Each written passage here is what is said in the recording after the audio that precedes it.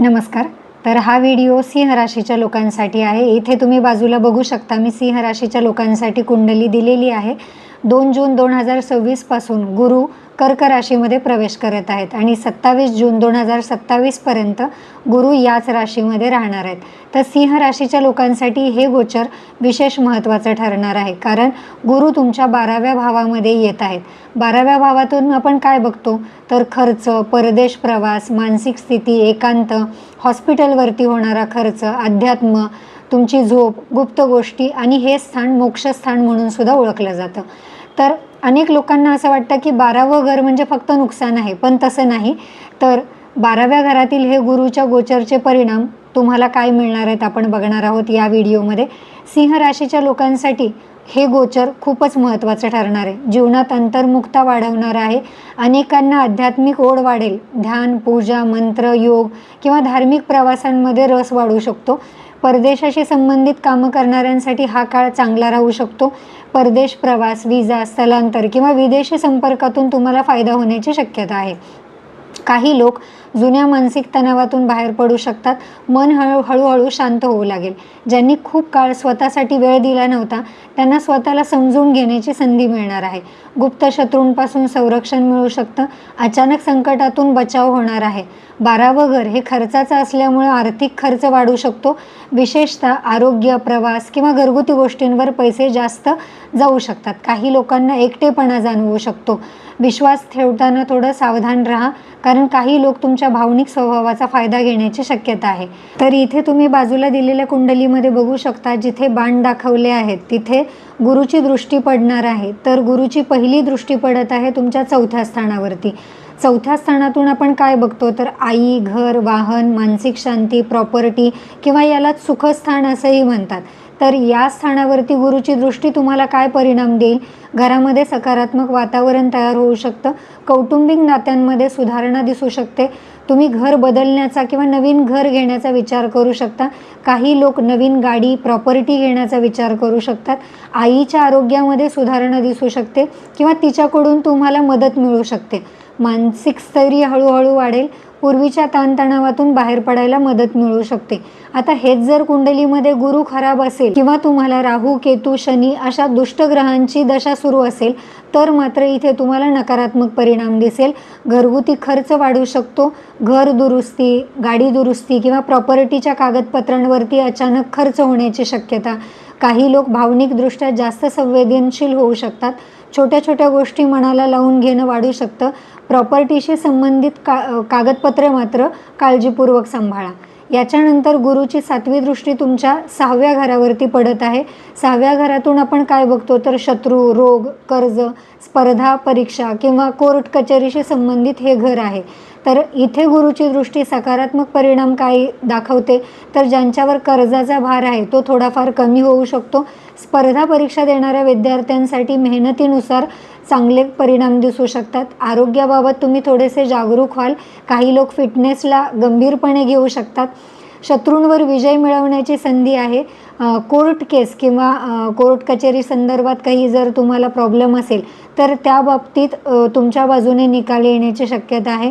तेच जर कुंडलीमध्ये गुरु खराब असेल तर नकारात्मक परिणाम 100% दिसतील. 6वं घर सक्रिय झाल्यामुळे कामाचा ताण वाढेल. इथूनच आपण आपलं जॉब किंवा नोकरी बघत असतो, त्यामुळे ऑफिसमध्ये पॉलिटिक्स किंवा मतभेद होण्याची शक्यता आहे. सगळ्यांवर लगेच विश्वास ठेवू नका. आरोग्याची काळजी घेणं खूप महत्त्वाचं ठरेल. शक्यतो पोट, लिव्हर, वजन वाढणे किंवा झोपेशी संबंधित जर काही समस्या असतील तर त्यांकडे दुर्लक्ष अजिबात करू नका. कर्ज घेण्यापूर्वी व्यवस्थित विचार करा. याच्यानंतर गुरुची 9वी दृष्टी पडत आहे तुमच्या 8व्या भावावरती. 8व्या भावातून आपण अचानक घडणाऱ्या घटना, मृत्यू, मानसिक त्रास, गुप्त ज्ञान, संशोधन, परिवर्तन किंवा हेच घर आयुष्यातील मोठ्या बदलांचं घर मानलं जातं. इन्शुरन्स, वारसा हक्काशी रिलेटेड जर प्रॉपर्टी, घर काही असेल किंवा जुने अडकलेले पैसे याच घरातून आपण बघतो. इथे गुरुची दृष्टी तुम्हाला हे अडकलेले पैसे मिळण्याची शक्यता किंवा इन्शुरन्सचा फायदा किंवा वारसा हक्काची प्रॉपर्टी मिळण्याची शक्यता दाखवते. ज्योतिष किंवा टॅरो, अध्यात्म, गूढशास्त्र यांमध्ये तुमचा रस वाढू लागेल. जीवनाकडे पाहण्याचा तुमचा दृष्टिकोन बदलू शकतो. अनेक लोक यावेळी आतून मजबूत बनतील. आता नकारात्मक परिणाम म्हणाल तर तुमचा थोडासा बेफिकीरपणा वाढेल. आठवं घर सक्रिय झाल्यामुळे आरोग्य तपासण्या वेळेवर करून घेतलेलं चांगलं राहील. विशेषतः जुन्या आजारांकडे दुर्लक्ष करू नका. गुप्त शत्रू किंवा चुकीच्या लोकांपासून जास्त सावध राहावं लागेल.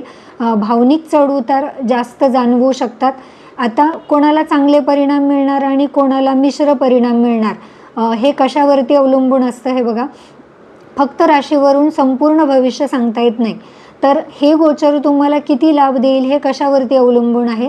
तुमच्या जन्मकुंडलीतील गुरुच्या स्थितीवरती. गुरु कोणत्या भावाचा स्वामी आहे, सध्या चालू महादशा अंतर्दशा कोणती आहे, तसेच शनी राहू केतूचा प्रभाव आहे का, 7.5 सुरू आहे का, तर हे सगळं संपूर्ण कुंडलीच्या बळावरती सांगता येतं. जर जन्मकुंडलीतला गुरु मजबूत असेल तर 100% हे गोचर तुमच्यासाठी चांगलंच असणार आहे. पण कमजोर असेल तर मात्र खर्च, मानसिक त्रास आणि गोंधळ वाढवेल. त्यावरती उपाय म्हणून तुम्ही काय करू शकता? गुरुवारी हरभरा डाळ, केळी, हळद किंवा पिवळे वस्त्र तुम्हाला शक्य असेल तर गरीब लोकांना दान करा. त्याचबरोबर झोपण्यापूर्वी मोबाईलचा वापर कमी करा आणि ध्यान करा, कारण 12वं घर हे मानसिक शांततेशी संबंधित आहे.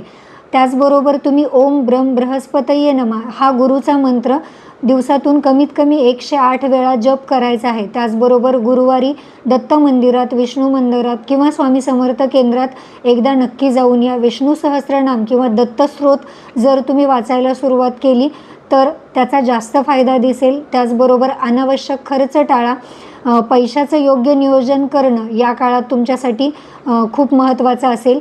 तर 2 जून 2026 ते 27 जून 2027 हा गुरुच्या गोचरचा सिंह राशीच्या लोकांना आध्यात्मिक वाढ आणि जीवनात मोठे बदल घेऊन येणारा काळ असणार आहे. काही लोकांना नवीन महत्त्वाचे धडे शिकवणारा काळ असेल. तर तुमच्या मते या गुरुच्या गोचरचा सर्वात मोठा परिणाम तुम्हाला कोणत्या क्षेत्रात दिसून आला हे कमेंटमध्ये नक्की सांगा. तुम्हाला जर तुमच्या कुंडलीचं संपूर्ण विश्लेषण करून घ्यायचं असेल तर इथे दिलेल्या नंबरवरती तुम्ही व्हॉट्सअप मेसेज करायचा आहे. तुमचं नाव, जन्मतारीख, जन्मवेळ, जन्मठिकाण, तुमची कुंडली बघून झाल्यानंतर तुम्हाला नक्की मेसेज येईल. तर अशाच अचूक ज्योतिषीय माहितीसाठी आपल्या चॅनलला नक्की सबस्क्राईब करा. व्हिडिओ आवडला असेल तर लाईक, शेअर करा. बेल आयकन नक्की प्रेस करा, म्हणजे इथून पुढेही तुमच्या राशीसाठी आलेल्या प्रत्येक व्हिडिओचं नोटिफिकेशन तुम्हाला मिळत जाईल. व्हिडिओ शेवटपर्यंत बघितल्याबद्दल थँक्यू सो मच.